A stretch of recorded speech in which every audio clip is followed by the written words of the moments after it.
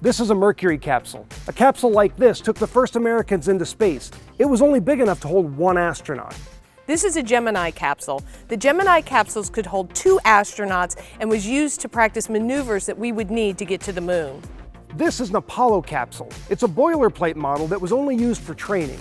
The Apollo capsules held 3 astronauts and took us to the moon and back. Behind me is Space Shuttle Discovery. The shuttle program happened after the Apollo program. This vehicle took larger groups of astronauts into low Earth orbit, and it was instrumental in building the International Space Station. So, what's next? For the American space program, next is Orion. I've heard of Orion. Orion will hold a crew of 4 astronauts. It won't stop in low Earth orbit. It'll go to the moon and then on to Mars. That's a really long trip. I think we're going to need a little more time to talk about this. We have about 30 minutes. This is STEM in 30.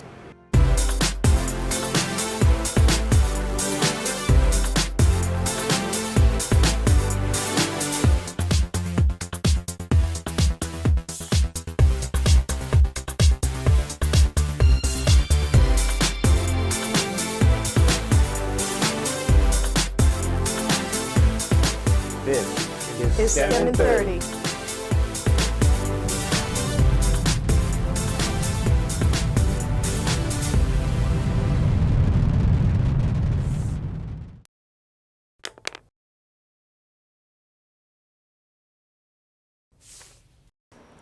Hi, I'm Marty. And I'm Beth. Today we are coming to you live from the Smithsonian Stephen F. Udvar Hazy Center in Chantilly, Virginia. Before we get started, I want to welcome Stone Middle School. These students have a lot of great questions for us, and we will be hearing from them later in the program. We want to remind everyone watching that you can participate today. Head over to Facebook Live and go down to the comments section and type in your questions right there. We may take those questions live on the air.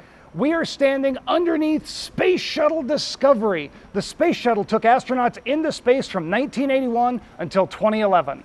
Up next for the American space program is Orion and the Space Launch System. We got a chance to talk with Orion's chief engineer. Let's go take a look.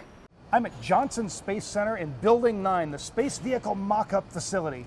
I'm joined by Julie Kramer-White, the chief engineer of Orion. Julie, thanks for talking with us today. No problem, my pleasure. Tell me about Orion. Well, Orion is the next generation of human spaceflight vehicle. It's intended to allow us to take the crews out into deep space and do exploration in the cislunar region, so kind of Earth, Moon region, and then on beyond when accompanied by other elements. But this is a full-scale version of the mock-up that we use here to work with training the crew and trying out some of the equipment. How many people are working on Orion? Gosh, a lot.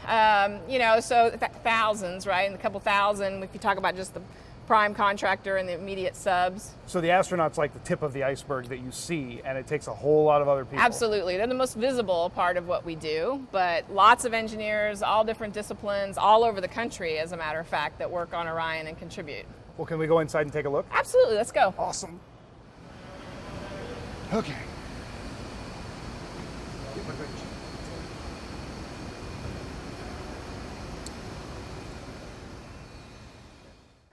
We've moved inside. Julie, what are we looking at? Well, you're looking at obviously a really important part of the spacecraft. This is the displays and controls that control the spacecraft for the flight crew. It's broken up into zones, so the different parts of the spacecraft are controlled through different displays and different switches. So for example, over here by me, I have some of the power controls. And over by you actually have some of the controls for the cooling systems on the spacecraft, as well as some of these that are marked with the yellow and black slashes, right? Kind of some of your cautionary symbols. Some of these are your emergency survival capabilities. In case the computer has problems, there's a lot of backup capability on the spacecraft, and so the crew actually has the ability to control their entry through a separate set of switches. You're the chief engineer on Orion, so I assume you do a lot of the hiring of people. What would a middle school student need to do to come work for you? It's the things you would think about. You think a lot about math. You think a lot about physics and science. We have all the engineering disciplines represented on the team. But something you might not necessarily think about is that we need our engineers to really be able to communicate, to be able to work in teams, to be able to work with other people, to be able to work with the crew. And the folks that communicate well always do the best. We are joined by Danielle Ritchie, a space systems architect for Lockheed Martin. Thank you so much for joining us today. Thanks, Marty. This is a blast. I love the joke. That's awesome. Now, you work on Orion. What's your role with Orion? I do work on Orion. I help develop the software that's going to take the next astronauts out to the moon and even beyond. So with Orion, we're not limited to low Earth orbit. We can go past that, right? That's right. We're going to go out to the moon, make sure that our systems are working pretty well, and then our plans are to make sure that we can operate out in lunar space starting at 30 days, building up to, I don't know, maybe a year, so we can get ready to go to Mars. Awesome. Now, we started back in the 60s with the capsule shape for Mercury and Gemini and Apollo, and then we went to more of an airplane shape with the space shuttle, and now we're back to a capsule. Why going back to that? That's right. We're really interested in crew safety. It's much, much safer to put the crew on top of the rocket instead of right next to the rocket. That's a lot of fuel to be sitting right next to in case something happens. So if there's an issue, we're able to pull the astronauts off the top of the rocket at 14 Gs and then pull them to safety. Also, it's much, much easier to re-enter the atmosphere after the astronauts have gone out to the moon or Mars and then splash down on the surface. In case something goes wrong, the astronauts can pretty much land themselves. And you were saying that they can actually land themselves using something pretty basic. Yeah, that's right. They'd be able to land themselves with just a stopwatch. I mean, that means a lot of things have gone wrong, but we try and prepare for every case. What is the current status of Orion? When are we heading out? Oh, that's such a good question. I love it. So firstly, we've already done a launch test. We tested our spacecraft in December 2014, but the next flight is in December of 2019. We're going to go out to the moon, make sure our systems work, and then come back. Then in 2021, we're going to put astronauts, 4 of them, in the spacecraft, send them out to the moon again, and come back. Outstanding. Now, the engineers are not the only ones that have an opportunity to give their input into Orion. The astronauts also get a chance to do the same thing. Check this out. I'm joined now by Shane Kimbrough, NASA astronaut. Now we're having a new ship, the Orion, is coming. How much input did the astronauts have in designing that? You know, the initial design, everything is done by people that are not astronauts, really smart people, right? So, but we do get involved when you're talking about what's going to happen inside the vehicle, like where displays are going and where certain things are going to get put, to make sure that we can access things when we need to access them. So it's really been great for the astronauts to be pulled into the decision making at this level, not on the kind of the outside of the design. That's all the engineers and scientists. But for our parts, the things we're going to touch and actually use all the time, we've had some pretty good input. You ready to take a few questions? Let's do it. All right, let's start with a video question. Hi, my name is Matthew, and my question is, how much fuel would it take the Orion space shuttle to get to Mars? That's such a good question. So first off, we're going to say we're going to bring our astronauts back to Mars. So we need about 350 metric tons. And for those of you that don't know what a metric ton means, it means we need 350 elephants. It's a lot of fuel, but means we can get out there safely, do some excursions around Mars, and then bring our astronauts safely home. All right, let's go to an online question next. For a trip to Mars, will there be room for the crew to move around and get exercise? Exercise is really important. It's crucial to make sure that those astronauts maintain strong muscles and bones as soon as they're in space. The crew's actually told that every single one of them has to exercise an hour per day. All right, we've got an audience question next. If you were to lose contact at a critical time, how much control do the astronauts have over the mission? That's a great question. If you lose contact with mission control, what happens? We actually got a chance to ask astronaut Jack Fisher that question. Let's see what he had to say. So if we lost contact with mission control at a critical time, we actually do a lot of training so that we know how to control each system. We are supposed to be independent of the ground in case there's a problem, and for all critical operations we can be. That doesn't mean that we want to be. The space station is a very complicated place. We need a lot of help from people all over the world in order to drive it efficiently, and for the most part we trust in them to get those systems working and do all those critical operations from the ground, but we can and do step in if there's a problem with communication. Let's go over to another online question. When will EM1 take place? That's a great question. 2019 of December is what we're planning for. Awesome. Let's go over to another audience question. What is the course the spacecraft will take on the mission? What course will the spacecraft take? Wow. So let's say we're going to start in lunar space. The spacecraft is going to go out to Mars, start circling Mars, and do some exploration. We can even go out to the moons of Phobos and Deimos, and then we'll do a little bit more exploration, maybe some robotic operations, and then we'll come back home. All right, we've got another audience question. How is the size of the spacecraft going to affect us going to Mars? How's the size of the spacecraft going to affect us going to Mars? We're just talking about what you're going to need to go to Mars, and it's going to be a habitat for the astronauts to live and work and play, but also they have to have enough consumables. That means food and water in order to survive that long duration mission. All right, we've got another audience question. How many tests did you do on the capsule before considering sending it to space? How many tests to get it ready to go to space? Oh my gosh, we start testing right away.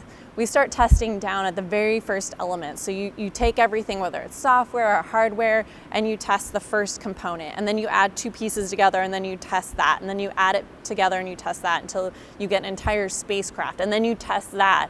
So we start testing everything from the very beginning all the way through the end. All right, we've got an audience question next.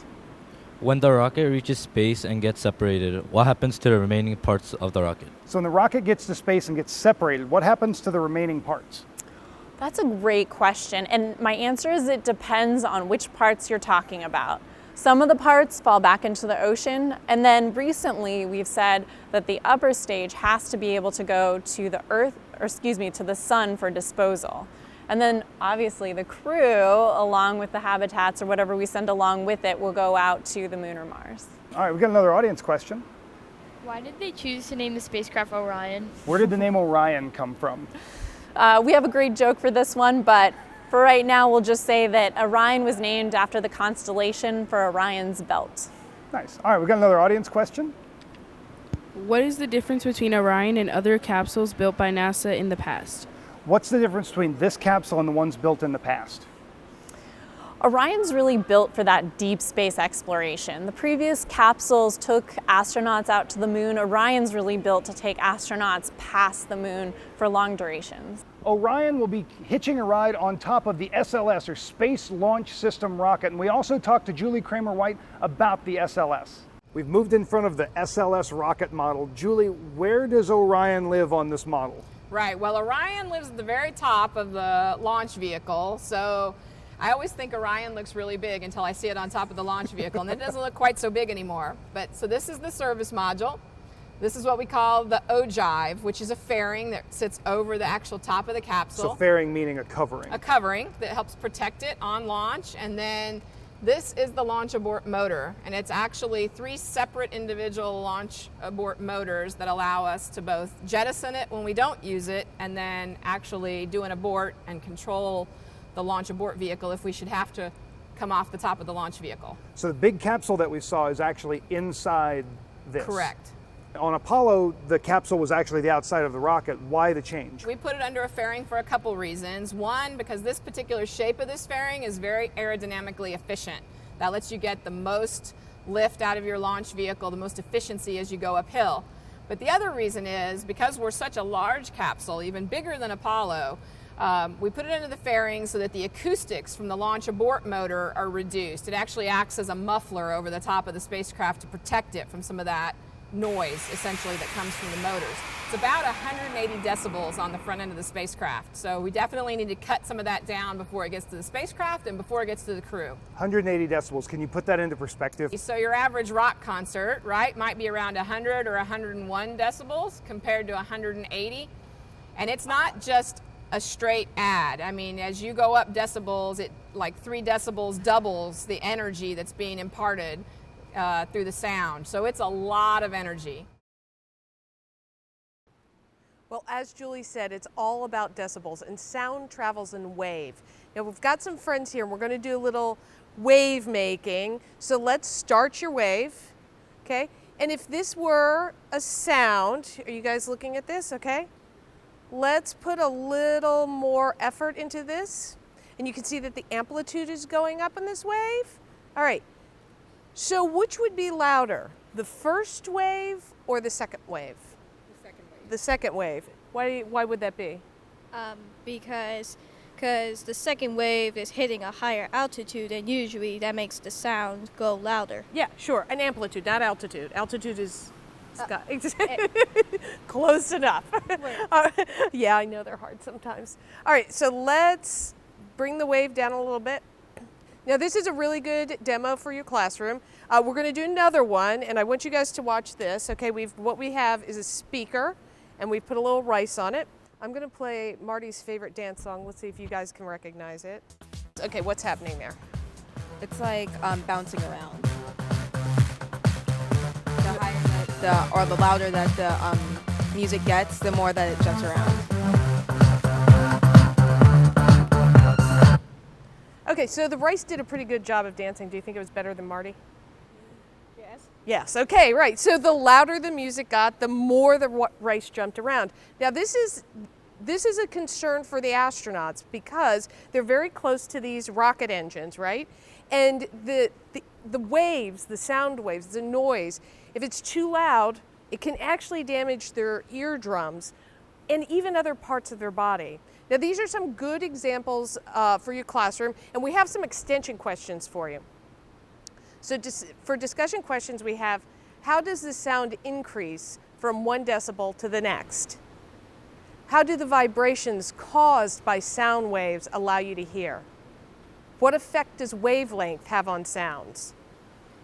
Now, you guys have done an excellent job demoing sound waves. Now, unlike the space shuttle that landed on a runway, Orion's actually going to have to land in water. And recently we talked to Travis Fitzgerald at the Johnson Space Center in Houston at the Neutral Buoyancy Lab, and we talked a little bit about training for a water landing. I'm in the Neutral Buoyancy Lab at the Johnson Space Center in Houston, and I'm joined by Travis Fitzgerald, who is the Chief Training Officer here. Thank you so much for being here with us today. Happy to be here.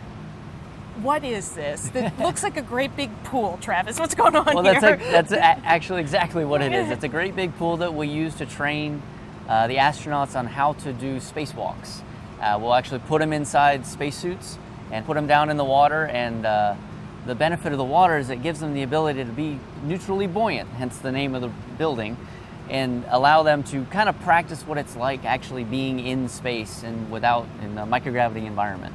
I've also seen the Orion capsule in here. Yes. Yeah, so we also use the pool for landing and recovery training.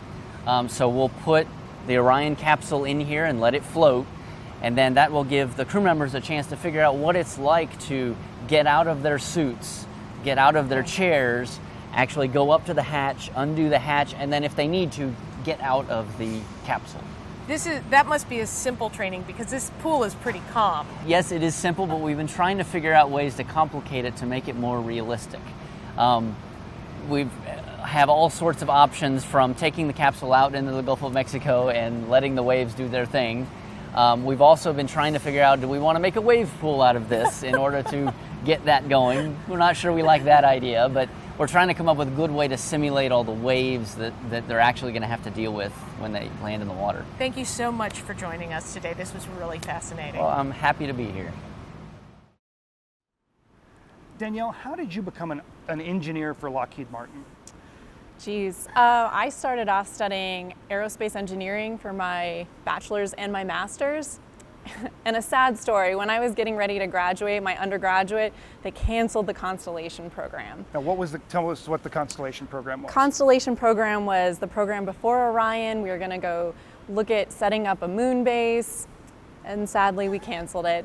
So I ended up taking 2 more years doing my master's, and then I decided to stay in Colorado in Boulder instead of going down to Houston. Nothing against Houston, but I just stayed in Colorado, and I went to work for defense satellites with the Air Force, which was an awesome experience. However, I really, really want to send people into space, so I jumped over to the Orion program with the first opportunity that I got, and that happened about 2 years ago. Awesome. So what advice would you give to students here, particularly the girls that want to pursue engineering?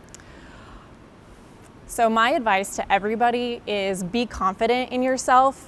You are extremely smart, and you should be able to speak up. make sure that you actually raise your hand and tell people what's on your mind or what you think or the answer to a problem. But keep in mind that maybe somebody else knows the answer or might know something a little bit more than you. So also be willing to listen to those people and then learn from them. When I taught, it seemed like kids really didn't want to raise their hand because they were afraid their question was not a good one. They were usually really good. Do you see that as well? Yeah, I find that to be definitely true. And I ask questions that I think are quote unquote dumb all the time, but sometimes that's really the best way, is you can have like a really good conversation with somebody over, a really simple question. You've given a talk recently about the first woman to step on the moon. Tell us about that.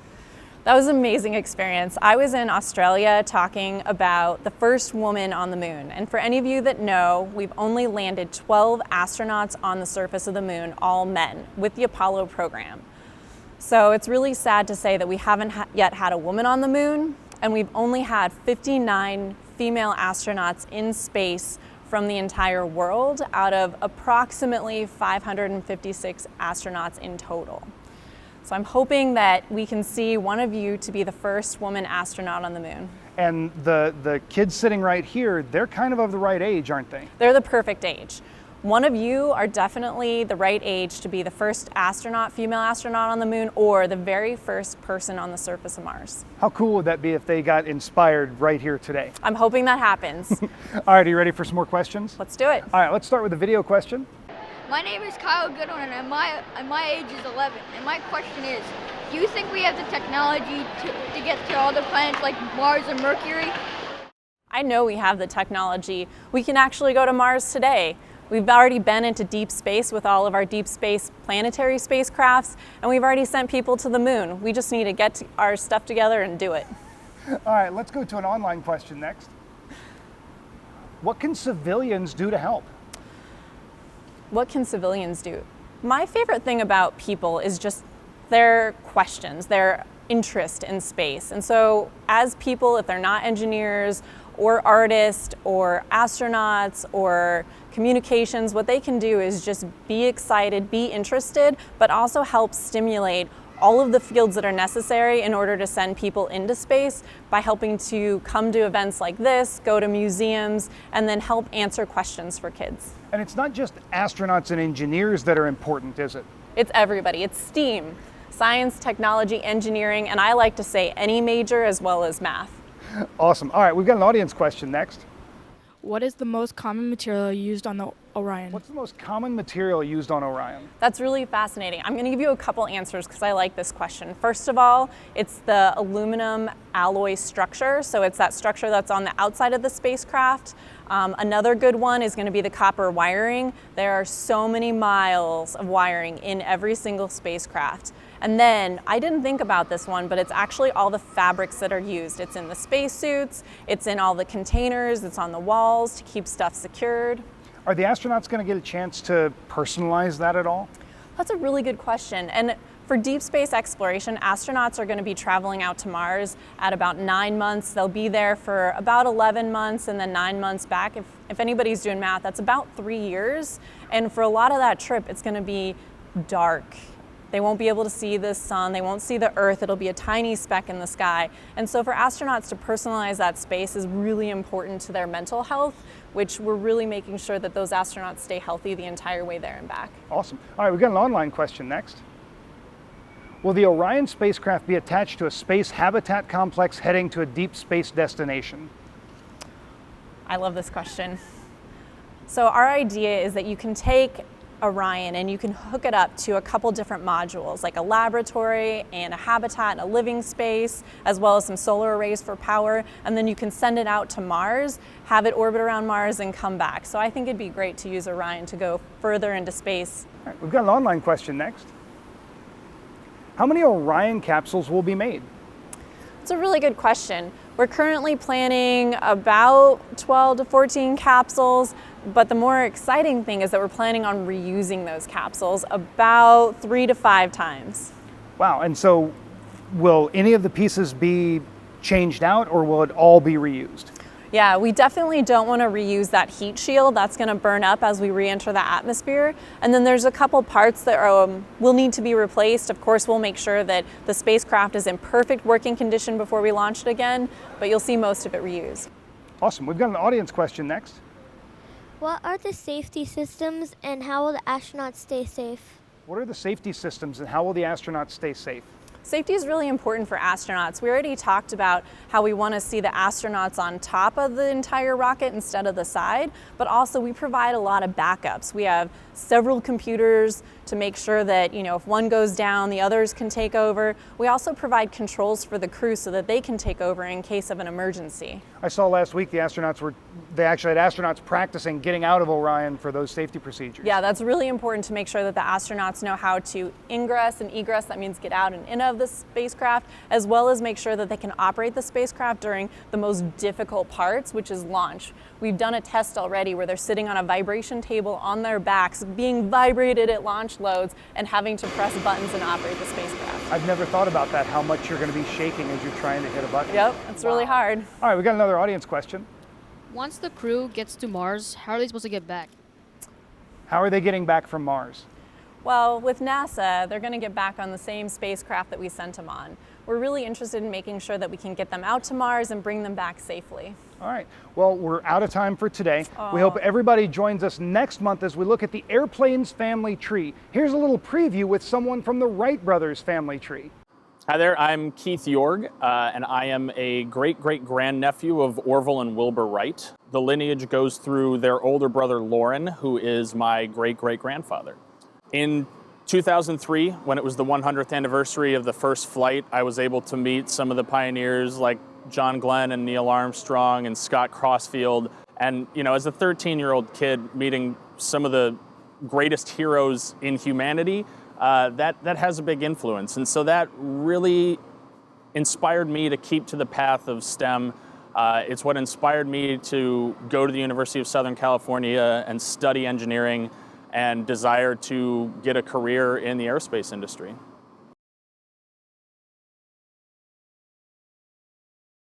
Let's take an audience poll. Okay. How many of you would like to ride on Orion to the moon? How about to Mars? How about beyond? Okay, I think we've got some future astronauts We here. do have some astronauts ready to go. Well, we'd like to thank Danielle Ritchie for joining us today. We'd also like to thank our show sponsor, NASA, for bringing this show to you today. And we'd like to thank the students from Stone Middle School for joining us as well. You guys did a great job. We're going to leave you today with the sights and sound of a recent test of an SLS rocket engine. Thanks for watching. Thanks for watching.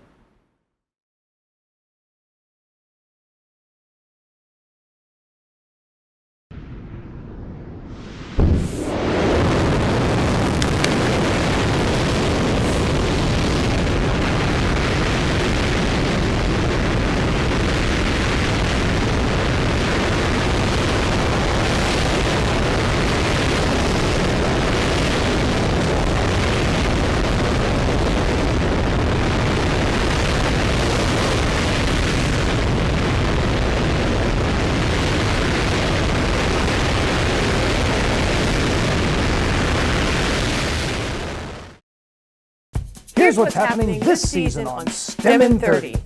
We'll show you how to train to become an astronaut. We'll also learn about the science of staying safe and the engineering behind the world record skydive.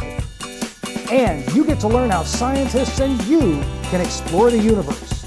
That's all this season on STEM in 30.